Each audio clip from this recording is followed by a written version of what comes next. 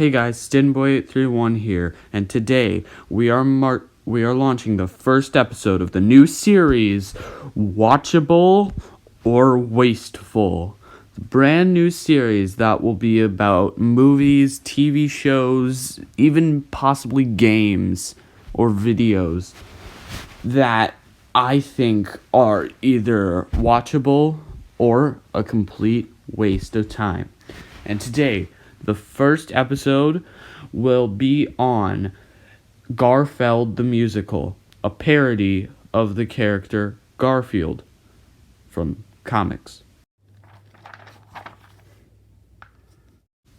Actually, before we start the story, this musical is kind of not like my other content. My other content, I kind of try to keep it child-friendly and stuff like that. But for this musical, it has some profanity and some references. But thankfully, right as the musical starts, it has a song that warns the viewers into what they're getting themselves into. So I'm just going to play that and you guys can watch it. Welcome all to Garfeld Show. Here's a few things you should know. We've decided to tell you what you're getting yourself into. This show here is not for kids or people that are sensitive. If you don't know what's in store, you may want to run to the door. This show has some bad language and sexual references. The whole thing is so up. The writer wasn't hugged enough. You've been warned, so now you know. Sit back and enjoy the show. Life is bleak and life is dull, and here's Garfeld the Musical. The musical opens with Garfeld, played by Teddy Gray, waking up to a new day. The opening song is called As Long as It's Not a Monday. This song shows what Garfeld does during a typical day, like eat, hang out with Pookie, and beat up Odie. A large amount of that one, actually. After that song, John, played by Michael Lepore, I probably mispronounced that, I'm sorry, calls the animals into the kitchen to announce something. However, Garfeld interrupts John and breaks the fourth wall by doing a Dunkin' Donuts ad to the audience. John reveals that Garfeld cannot dampen his mood because he is going to propose today to Garfeld's veterinarian, Liz, and sends the pets to go get ready. John ends up singing a song to Liz, played by Carly Kerr, called Paging Dr. Liz. This song is about how John basically wants to live a normal life with Liz as his wife, that rhymed, and have a family with her. This ends up culminating with him proposing to Liz, and Liz shuts it down right away. Liz reveals that John, first of all, barely knows her, and she barely knows him, and also reveals that she's in a relationship. And it turns out that she is in a relationship with John's former best friend, Lyman. This ends up culminating with John going home and in a depressed state, trying to drink his cares away by drinking a large amount of alcohol and even smoking and doing cocaine. To try to keep the musical upbeat and just overall child-friendly, Garfeld tries to sing a song about how much he loves lasagna and how it's his favorite food in the world. John, however, stays in his depressed state and continues to do drugs, while Garfeld tries to distract the audience by singing his little fun song. John, however, does some heroin, and Odie immediately becomes concerned, so Garfeld sends Odie over to snatch the drug from him. However, this ends up backfiring on Garfeld as John begins to chase Odie around for the heroin and begins to attack him, while Garfeld tries to keep the song going and distract the audience while John chases Odie. John ends up catching and beating Odie with a belt. Garfeld ends up talking to John the next day and talks about how he can't attack a dog during the musical and how it will ruin the whole mood of the musical. John doesn't know what he should do because he's so sad about not being able to marry Liz and all that stuff. And Garfeld says, you can just sing a song or something, so John decides to do that. After his chat with Garfeld, John decides to sing the 5th song of the musical, John's Lament. This song basically talks about how John just wants a normal life, but he can never have that. It also talks about John's past and what his life was like before he was where he is now. However, the life that you may have expected John to live as a child isn't really the one that is shown. I'll play you the clip of John talking about what he was like as a child. 24 years ago when I was 6, my parents got me a therapist for all my violent tendencies. 20 years ago when I was 10, they got me a therapist again for killing our dog, Eloise. So yeah, it's pretty messed up.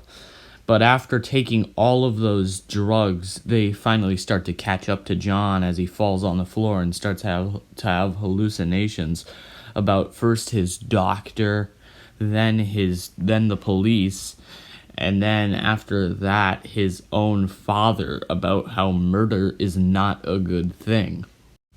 And the song ends on just this horrifying line. I wonder if I kill, will the hole inside be filled? After snapping out of his murderous rage, John goes to the door after hearing a ring of the bell, and it's Lyman. Lyman asks for forgiveness from John for being a terrible friend after hearing about the proposal to Liz that went wrong. This is where mainly the sexual content comes from the warning at the beginning, because Lyman, played by Ethan Marble, sings this next song of the musical called Guilt-Free Sex. This song basically talks about how Lyman constantly feels guilty about stealing John's girl. However, he doesn't feel guilty when him and Liz are going at it. From what I've gathered from people, many said that this was probably the funniest part to them, because it's just Lyman constantly talking about how he doesn't feel guilty when he has intercourse with Liz, while also trying to ask for forgiveness from John. This ends with John finally snapping to his murderous urges and taking Lyman to the ground and beating him over and over remorselessly, just constant attacks, while the pets watch on in horror. First Odie, then Garfeld. John finally feels alive, and the next day, things only get worse. Pictures of Liz hang around the house with X's across the eyes. The next day, John comes through the door with a chainsaw and goes upstairs, where Odie hears distorted screams of either Lyman, who he kept alive to torture, or new victims that he brought into the house to attack and torture. I'm not sure which choice is the correct option, but I'm pretty sure it's one of those. Garfeld also approaches Odie, and Odie tries to tell Garfeld that there's a murderer in the house, but instead Garfeld thinks that he's calling him fat. This causes Garfeld to sing a song called Drawn to Scale, and it basically talks about how he's not fat and he just likes food. The scale ends up entering and tries to prove that Garfeld's fat, but Garfeld ends up throwing him out the window, while Odie is still seriously worried about what John is going to do. The song ends with a montage of Garfeld singing Drawn to Scale while consuming a bunch of food and chocolate syrup and candy and stuff like that. Odie, who I forgot to mention is played by the amazing Sam Kaufman, finally speaks for the first time and talks about how John is going to kill them and they need to do something about it.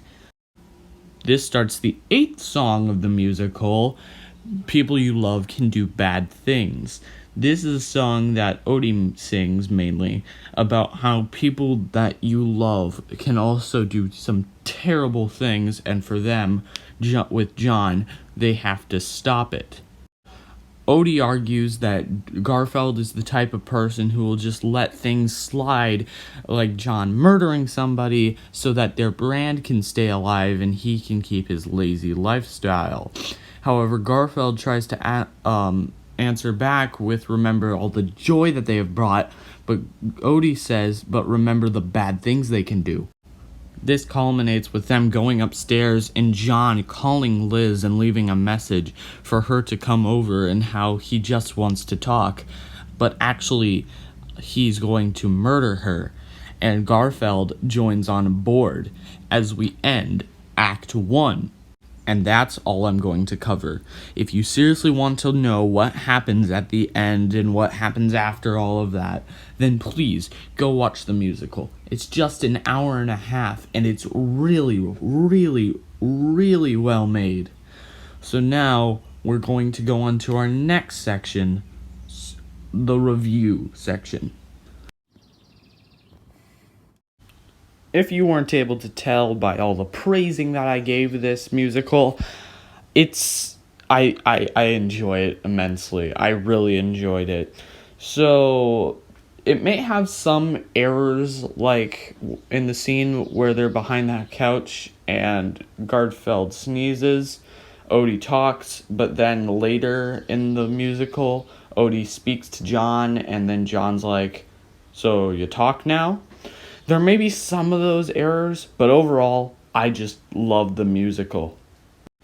So, when deciding to whether give it a watchable or a wasteful, I am clearly going to go with the answer that Garfeld, the musical parody of Garfield, is watchable.